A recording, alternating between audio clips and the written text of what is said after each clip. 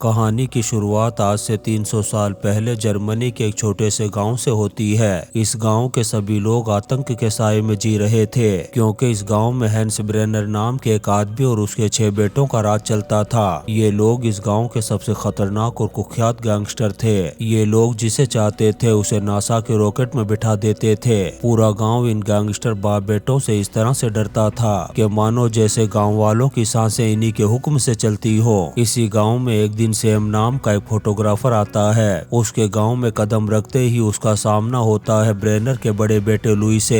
Louis उसे धमकी देते हुए कहता है कि अगर तुझे इस गांव में रहना है तो हमें रिश्वत देनी होगी। तब सैम उन्हें एक पोटली देता है जिसमें सोने के सिक्के भरे हुए थे और लुई से कहता है कि मैं यहाँ पर 6 महीने तक रुकूंगा जब तक सर्दियाँ खत्म नहीं हो जाती। लुई उन सोने के सिक्कों को देख कर के गब्बर सिंह की तरह ठहाका लगाता है और सैम से कहता है कि अब हर महीने तुम्हें इसी तरह से हमें ऐसी सोने की पोटली देनी होगी। सैम भी उसकी शर्त को मान लेता है और उससे कहता है कि वो यहाँ पर पहाड़ियों और घाटियों की फोटोज को क्लिक करने के लिए आया है। तब लुइस डाउट की नजर से देखते हुए चेक करता है उसके सारे सामान को। इसी बीच लुइस का सबसे छोटा भाई फ्रेंच उन सिक्कों की पोटली को लेकर के जाता है अपने बाप ब्रेनर के पास। ब्रेनर सिक्कों को देखने के बाद अपने बेटों को ऑर्डर देता है कि सैम को गाँव में रहने दिया जाए। इसके बाद ब्रेनर के बेटे उसे रहने के लिए गांव में ही एक पुराना घर देते हैं, जहां पर पहले से ही एक बूढ़ी औरत मारिया और उसकी बेटी पोला रहती थी। ब्रेनर के बेटे उन माँ बेटी को धमकी देते हुए कहते हैं कि अब से यह आदमी तुम्हारा मेहमान है, इसलिए इनका अच्छी तरीके से ख्याल रखना।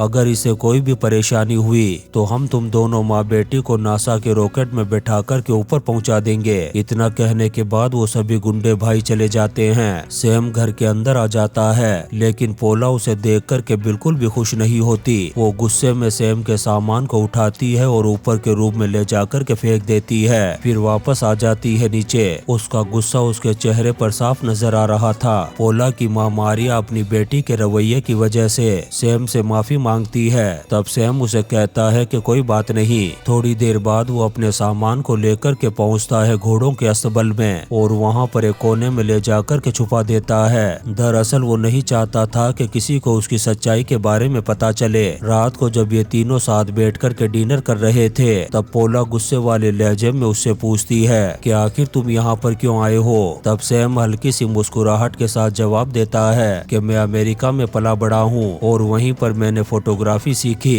मैं यहाँ पर पहाड़ियों और घाटियों की बेहतरीन फोटोज को क्लिक करने के लिए आया हूँ, ताकि उनके जरिए से मुझे कहीं अच्छी नौकरी मिल जाए। पोला की माँ मारिया, जो अब तक इनकी बातों को चुपचाप सुन रही थी, अचानक से वो टेंशन में आ जाती है और गुस्से के लहजे में सैम को अलर्ट करते हुए कहती है कि तुम्हें उन ब्रेनर भाइयों से बचकर के रहना होगा। वो लोग बहुत ही बेरहम और खूंखार हैं। पूरे गांव के लोगों की जिंदगी की नब्ज उनके हाथों में है। अब रात को सोने से पहले सैम एक लॉकेट निकालता है अपनी जेब से। जब वो उसे खोलता है तो उसमें उसकी माँ की फोटो थी, जिसे देख कर के वो इमोशनल हो गया था। उसके चेहरे को देख कर के ऐसा लग रहा था कि जैसे इस गाँव से उसका नाता बहुत पुराना है। तभी अचानक से उसे अस्तबल में किसी के होने की आहट सुनाई देती है। जब वो झांक कर के देखता है तो उसे पोला दिखाई देती है, जो लूकस नाम के एक लड़के से छुप कर के मिल रही थी। दोनों की बातचीत से पता चलता है कि वो दोनों एक दूसरे से बहुत ज्यादा प्यार करते हैं और जल्दी ही शादी करने वाले हैं। सैम चुपचाप इस चीज को देखने के बाद वापस जाकर के सो जाता है। जब सुबह होती है तो पोला आती है सैम के पास और उससे उसकी फैमिली के बारे में पूछती है। तब सैम बताता है कि मेरे डैड की मौत तो बहुत पहले ही हो गई थी, अब मेरी फैमिली में सिर्फ मेरी माँ है। इसके बाद ये दोनों बाजार चले जाते हैं कुछ सामान लेने के लिए।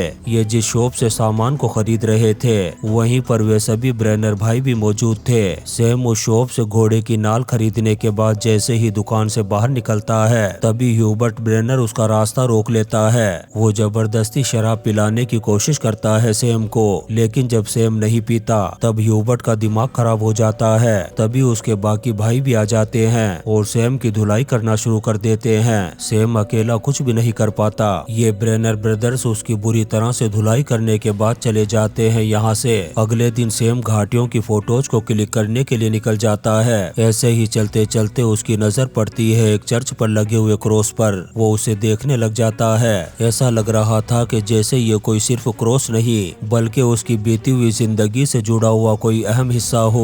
अब ऐसे ही सैम को इस गांव में रहते हुए 1 महीने का वक्त गुजर गया था। सर्दियां बहुत तेज हो चुकी थी, पूरी घाटी बर्फ की चादर ओढ़ चुकी थी। कोहरा इतना ज्यादा था कि कुछ ही कदम की चीजें भी नजर नहीं आ रही थी। लेकिन ये खतरनाक मौसम भी उन गैंगस्टर भाइयों के आतंक को कहां रोकने वाला था। वो बर्फीली घाटियों पर पेड़ों को काट कर के नीचे की तरफ धकेल रहे थे। उनका सबसे छोटा भाई फ्रेंच नीचे खड़ा था और बाकी 5 भाई ऊपर की तरफ थे। तभी अचानक से एक बड़ा पेड़ घाटी के बीच में आकर के अटक जाता है। ये देख कर के फ्रेंच बढ़ता है उसकी तरफ, लेकिन तभी अचानक से वो पेड़ कोहरे को चीरते हुए तेजी से नीचे की तरफ आने लगता है। फ्रेंच को समझ पाता इससे पहले ही वो पेड़ उससे टकराता है और वहीं पर काम तमाम हो जाता है उसका। ऊपर खड़े 5 ब्रेनर भाइयों को कुछ भी पता नहीं चलता क्योंकि कोहरा बहुत घना था और ये हादसा एक एक्सीडेंट की तरह लग रहा था। वो 5 भाई ऊपर खड़े होकर के देखते रह गए कि आखिर उसके भाई के साथ क्या हुआ। रात को चर्च का पादरी आता है जो इन ब्रेनर भाइयों का बहुत ही ज्यादा करीबी था।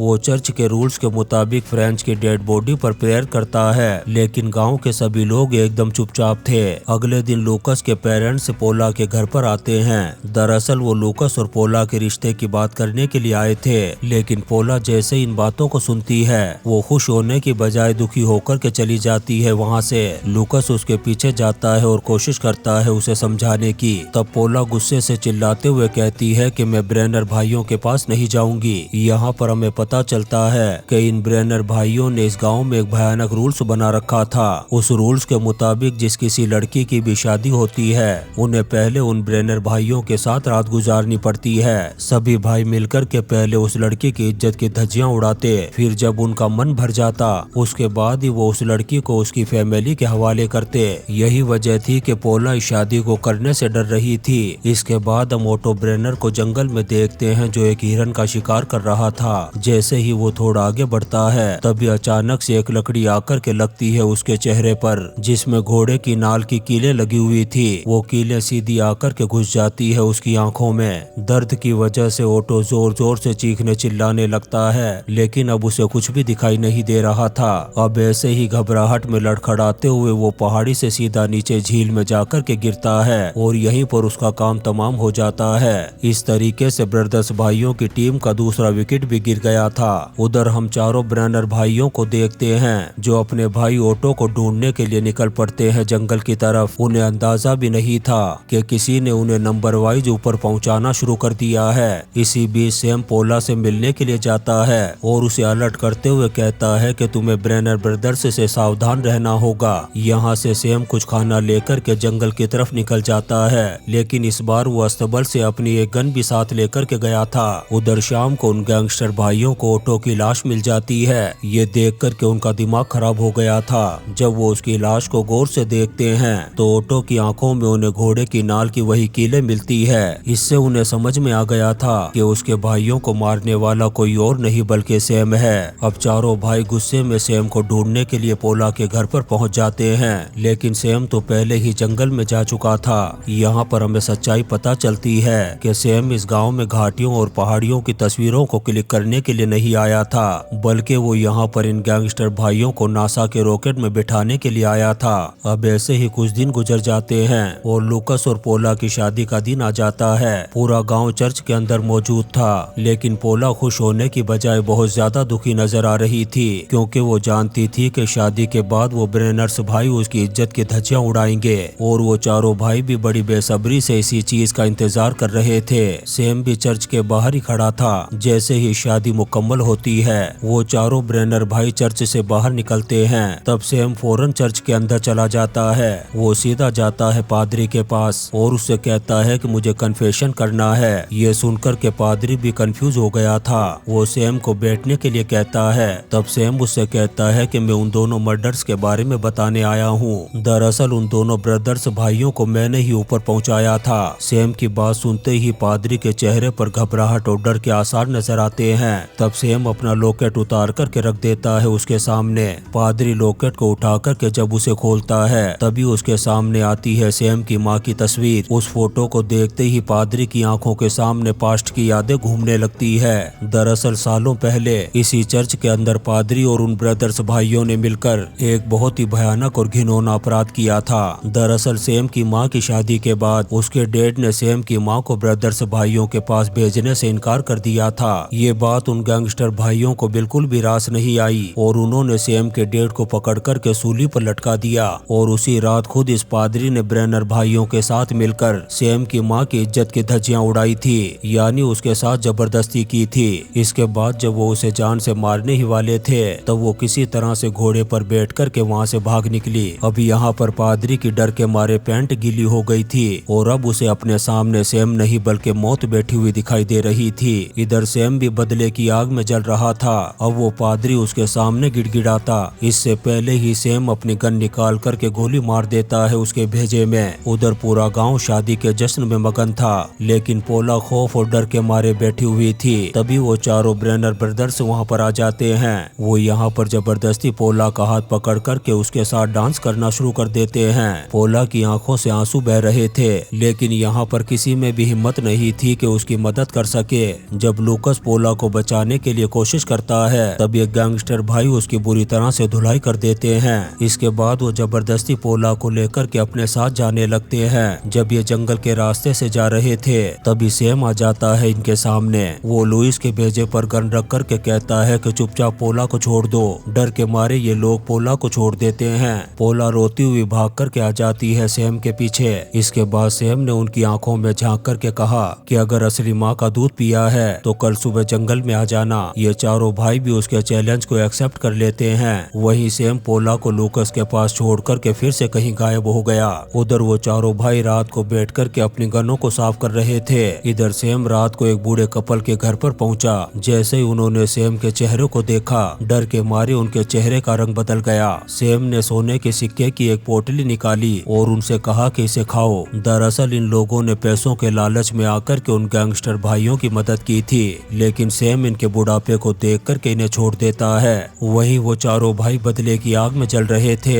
अभी पूरी तरह से सुबह भी नहीं हुई थी और वो चारों अपनी गनों को लेकर के निकल पड़ते हैं जंगल की तरफ। उधर जंगल में सैम एक पुरानी टूटी हुई झोपड़ी में सो रहा था। तभी उसे घोड़े की टाप की आवाजें अपने करीब आती हुई सुनाई दी। ये देख कर के सैम अलर्ट हो गया।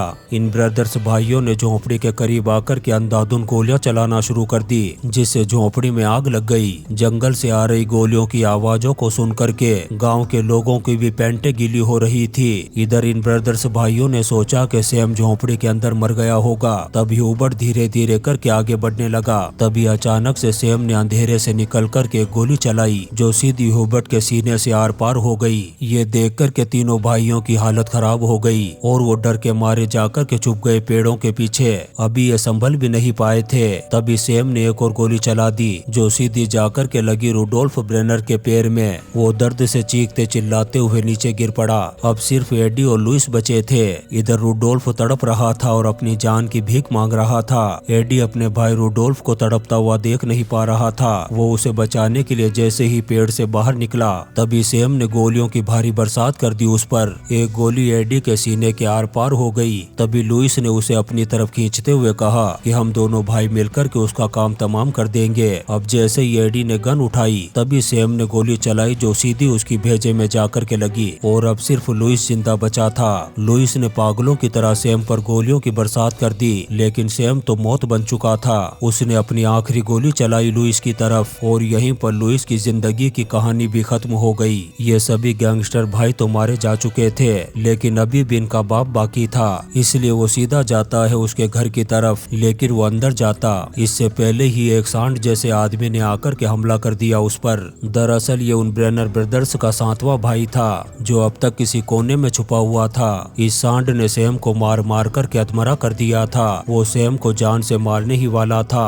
तभी अचानक से एक गोली आकर के लगी और उस सांड का भी काम तमाम हो गया। दरअसल लूकस ने सही टाइम पर आकर के सैम की जान बचा ली थी। इसके बाद सैम अपने आखिरी दुश्मन को ऊपर पहुंचाने के लिए घर में घुसा, जहां पर बूढ़ा ब्रेनर बेड पर लेटा हुआ उसका वेट कर रहा था। सैम ने अपना लॉकेट उतार करके उस बूढ़े की तरफ फेंक दिया। जब उस बूढ़े ने लॉकेट में सैम की माँ की फोटो देखी तब उसे सब कुछ याद आ गया। उसने सैम से कहा कि तू मेरी ही नाजायज औलाद है जो उस रात उसकी माँ के साथ हुए गलत काम से पैदा हुआ था। ये सुनकर के सैम इस बूढ़े ब्रेनर का भी काम तमाम कर देता है। इसके बाद सैम इस गाँव को हमेशा के लिए छोड़ करके यहाँ से चला गया और इसी सीन के साथ ये शानदार मूवी द डार्क वेले खत्म खत्म हो जाती है। दोस्तों, हम आपके लिए ऐसी ही इंटरेस्टिंग मूवीज एक्सप्लेन करते रहेंगे, तो आप चैनल को सब्सक्राइब जरूर करें और लाइक और कमेंट्स भी करें। Thank you.